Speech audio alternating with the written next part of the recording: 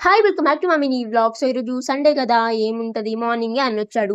Evening వరకు enjoy చేసాం మంచిగా. ఇప్పుడెక్కడికెళ్తున్నాం అనుకుంటున్నారు? ఇప్పుడెక్కడికంటే ఎగ్ పఫ్ తీసుకొనడానికైతే వెళ్తున్నాము. నేనేమో డోర్ దాకా వచ్చాను. చెప్పులు కూడా వేసుకున్నాను వెళ్దామని. కానీ నాకెందుకో సడెన్‌గా వెళ్ళాలనిపించలేదన్నమాట. అందుకనే సైలెంట్‌గా ఇంట్లోకైతే వెళ్ళిపోయాను.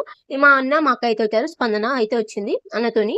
వాళ్ళు ఎగ్ పఫ్ తీసుకొని అక్కడి నుంచి సూపర్ మార్కెట్‌కెళ్ళి వెనిల్లా ఐస్ క్రీమ్ అయితే తీసుకున్నారు. మేమెప్పుడు చాక్లేట్ తీసుకుంటాము. కానీ ఇప్పుడు మాత్రం వెనిల్లా ఐస్ క్రీమ్ తీసుకున్నామన్నమాట. ఎందుకంటే ఎప్పుడూ ఒకటే తీసుకుంటున్నాము. కొంచెం చేంజ్ చేయాలి గదా! అందుకని ఇది తీసుకున్నాము. ఇప్పుడు నేనైతే వాళ్ళు తెచ్చిన ఎగ్ పఫ్ ప్లేట్స్‌లో ఏసి అందరికి ఇచ్చేయాలి. వాళ్ళేమన్నామనుకోండి ఏమంటారో తెలుసా? "మేమే గదా ఎళ్లి తీసుకొచ్చింది. నువ్వేం చేసావు ఇంట్లో ఉండి? మేము తెచ్చాం గదా! ఇప్పుడు నువ్వేసి అందరికి ఇవ్వు" అంటారనమాట. అది నాకు ముందే తెలుసు. అందుకే నేను వాళ్ళకి చెప్పను. నేనే వెళ్లి అందరికి ఏసిచ్చాననమాట. సో, ఇవి నాకైతే ఎగ్ పఫ్‌లో సాస్ వేసుకొని తినడం చాలా ఇష్టము. మీలో ఎంతమందికి ఇష్టం నాకు కామెంట్ చేసేయండి.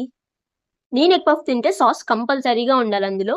ఇంకా ఎగ్ పఫ్ తిని కొంచెం గ్యాప్ ఇచ్చేసి దాని తర్వాత డిన్నర్ అయితే కంప్లీట్ చేసాము.